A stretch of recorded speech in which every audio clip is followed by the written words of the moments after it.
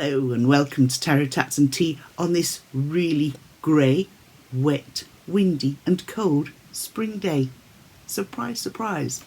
So my plans for today have been shuffled around. What I was going to do this morning, which was working outside in the garden, I am now going to do later on if the rain gives up. And I'll do the recording for the second part of the Spring Ancestral Grimoire now. So for April and May, we are looking at the two different sort of elements, so to speak. We're working initially in April, we're working with elemental magic, which is land magic, and in May we worked with celestial magic, which was moon magic. So as we have done with all previous exercises, we have to find out who the ancestor is that we're working with on each of these occasions. As you know, we split our deck that we're working with into three groups, and that is the Major Arcana, the Minor Arcana and the Courts. We use the Courts to find out who the ancestor is. We use the Majors to find out their archetype, and we use the Minors to see how they worked with elemental magic or celestial magic. Now, this proved to be very, very interesting. I made reference to these two books for both the Celestial Magic and the Elemental Magic, and that's the New Tarot Handbook by Rachel Pollock, and also to Ethne Dawn's Your Tarot Court, just for more of an in-depth look as to how I to add to the feeling that I was getting for each of the Major Arcana cards I pulled, and that gave me even more of an in-depth sight into the personality and the traits of this ancestor. I then carried out the necessary spreads, did the activities that went with that, and found that they read very, very accurately when looking at the ancestor, that albeit it was the ancestor that they were describing, there were many traits in that I could pinpoint to sort of habits of my own, which really was quite revealing. Now, with the April work of elemental magic, which is the earth magic and land magic, there's a section there on shadow work that you can do. Now, the shadow work, you literally draw 3 cards and you ask 3 questions. Do I have a preconceived belief that obstructs my ability to communicate with land spirits and those who guard the land? Do the land spirits have information that challenges me? And what is my right action in working with land magic? That was quite revealing, and I found that I had a lovely balance, and I think it's because of my interest in gardening and growing and producing crops that enabled me to have a very balanced view throughout that, which was great. What I then enjoyed about this particular chapter was the energy of your neighbourhood, and then the section going deeper. And this is where you used a pendulum and board. So I don't know if I did say you needed your tarot, pendulum and chakras for the elemental magic working with land. So the energy of the neighbourhood, we used both the pendulum and we used the chakra work. And like I said, it was quite revealing, and from what I know of our neighbourhood, very, very accurate. It gave me the chance as well to be a little bit creative. I was doing a lot of writing in this, and I tend to, when I'm engrossed in something, I write really quickly and messily. So I tend to write it on paper first and then pop it in my journal. But this time I decided there was that much. Rather than rewrite it, I put together an envelope from tissue paper and slid these into the journal that way. So it saved me having to repeat myself. Information in that, I won't go through it, because like I say, it's sort of my communing with my ancestors, and just little things that reveal themselves that really gave me pause for thought in a good way. Now, when you're working in your vicinity and looking at your environment, sort of the energy in your neighbourhood, this was quite interesting. What I did, I drew a map, and of course the inner child in me came out at this point full of joy and glee, because I turned it into what could be taken as an old treasure map. So I drew the cul-de-sac, put each house on the map. I won't go into too much because the addresses here, etc. So there you go. That's the map. I've burnt the edges. I've glued it in. So I've written behind it and underneath it, and this is the map. Now I've got a colour key as well. Now what I had to do here is use the pendulum over each property. So I asked various questions. First of all, I asked the pendulum, would you be able to assist me in finding the negative and the positive aspects of each property within the cul-de-sac? And the pendulum swung to a yes. So what I had to do then was work out which way it swung for positive, for negative, and for neutral. It swung back and forward for positive, left to right for negative, and in a circle for neutral. Neutral, it stayed still, and then there was sort of the potential to swing from negative to positive. It only did that in one property, and it swung in a circle.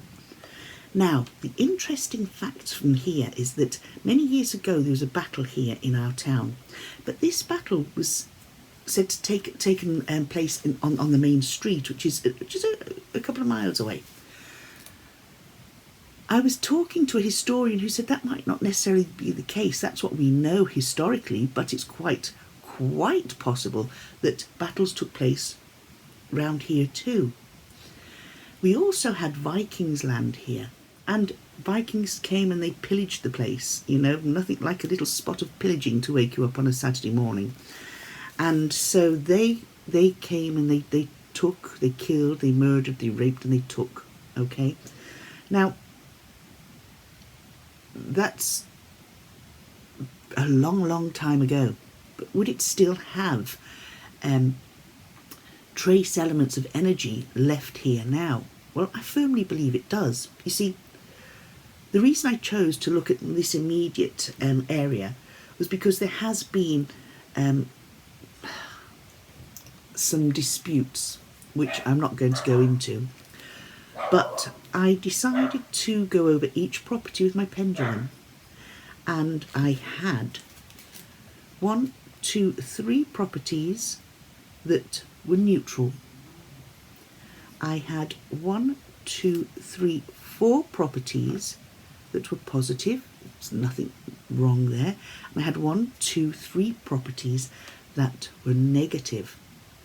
Now, the properties that came up as negative, 2 of them were involved in a conflict. One, quite badly, that it is resulting in a court case. The other property, people that have lived there, now I've lived here for a good number of years, and I know the people that originally lived there bought the house from the plans, and that it wasn't a happy home. Another couple moved in, and within 12 months they had split up and gone their separate ways. So there's something there that needs cleansing, because there's a lot of sadness there in this life. So I then asked the question, on those 3 particular properties, had death occurred on those pieces of land over the years? Not modern deaths, but going back to battles and ancient times, and all 3 of them came up as a yes. For the positive properties, I asked the same question, and all of them came up as a no. One property has the potential to be either negative or positive. I suppose it depends on the atmosphere and the energy of the people that move into that house and live there. Now, they're lovely people, lovely home, and they are positive, but it doesn't come up as either one or the other, but it wasn't neutral either. It sort of swung in a circle. And I asked, had there been trauma on that land?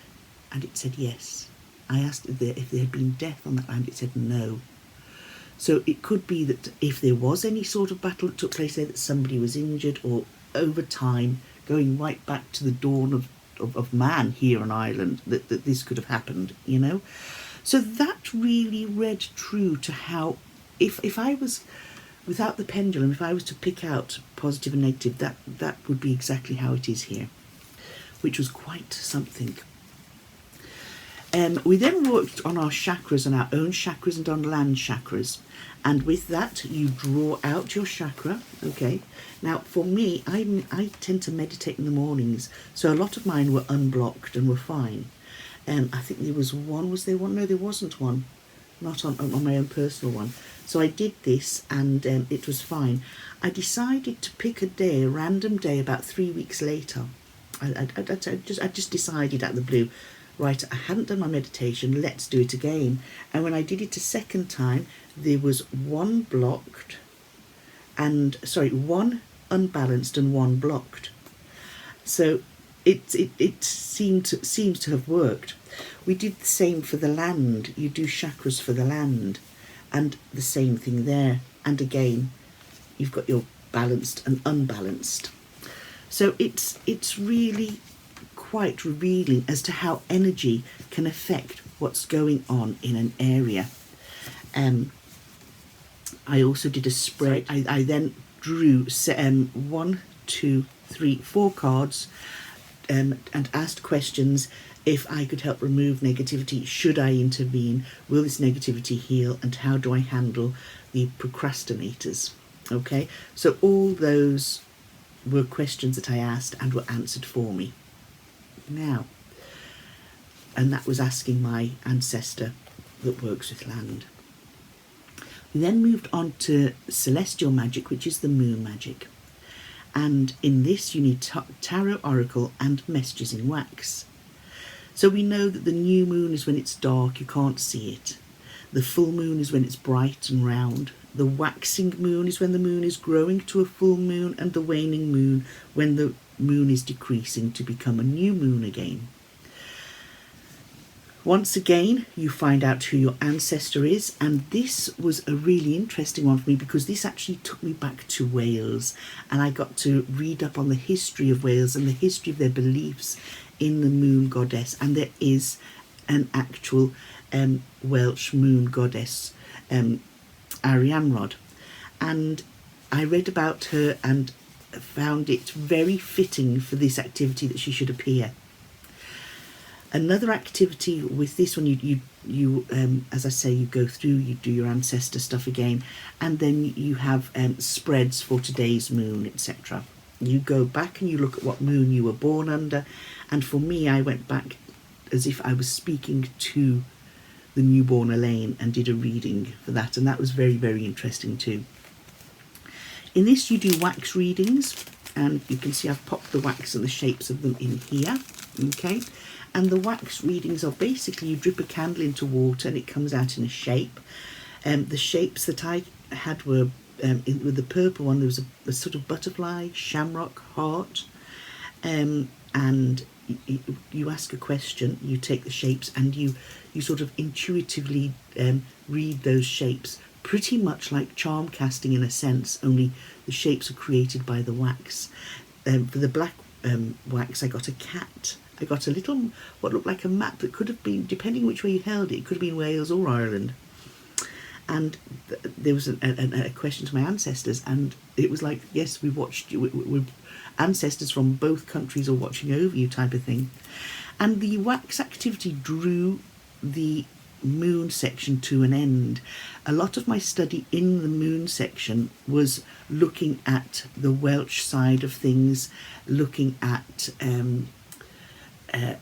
the Welsh beliefs and how magic was used by my ancestors in this time, and it's very, very interesting.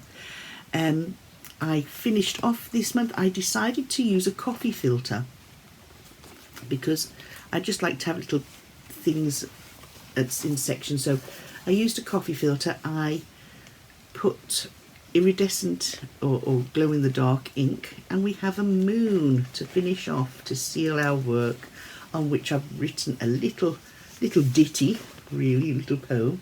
But what I do like about this, let me find it. There's our moon, don't fold over, and it glows when you put the purple light on it, just like our own moon. So that I put in there just to close off this particular activity, and I'll share with you what I wrote. It's nothing big and dramatic, purely amateurish, but from the heart. There I sat and hummed a tune, 'neath the magic of the moon, crystals out to absorb its powers, jars with water to feed my flowers. I listened to the nighttime sounds, fluttering moths and barking hounds. Stars were dotted here and there, giving hope of my ancestors' stare, that they were watching down with love and pride, especially Dad, who's by my side. Magic moon, high above, let them feel my eternal love. Because doing this activity really gives you a pride in your ancestors. You're going through your own DNA chain. You're going through recently deceased loved ones and from ancestors from way back, and it does actually make you think, wow, my family actually lived in these times of hardship and torment, and quite likely practiced what I do as a normal everyday thing, whether it's herbs, whether it's, like I say, working with the land, putting my jars and my crystals out to get the moon's power. But those were deemed to be witchcraft in the past, witchcraft that people were burned at the stake for. We use oils now. I use oils that I would have mixed up and wear, tinctures, poultices, cook with herbs, especially if you're looking at like nettles and making nettle soup and tea or herbal teas. But it's all stuff that I mix as well, that with honey and lemon for coughs and colds. Things like this would have been deemed years ago as being, well, a little bit on the witchy side. And it's very sad, because these are just, for me, everyday activities, whereas for my ancestors, it's something that they battled with in order to, and stayed hidden from, which gives you a feeling of, well, thank God things have changed, but it also gives you that thing of, wow, if they carried on like this, I'm very proud of them. And that's why I'm enjoying this work so much. So I'm popping my Ancestral Grimoire away for now. I'm going to be starting on the summer section soon, and hopefully the weather will be as well. So this isn't long, it's just a brief hop through what I've done for the second half of spring, a brief discussion on it, to let you know that in the May section, that when you're working through the book, that there's this section here on spreads for the moons at different times of the month and different times of the year, that these are something you can refer back to, that it's not just for use during the month of May, but these are spreads that can be used throughout the year, and those are on page 122 and onwards in the Ancestral Grimoire. So folks, I'm not going to hold you up anymore. I'm going to get on with my day, and I hope that you have enjoyed this fly through the second half of the spring part of the Ancestral Grimoire. Take care, have a lovely day whatever you're doing, and I hope it's sunny where you are. Bye now.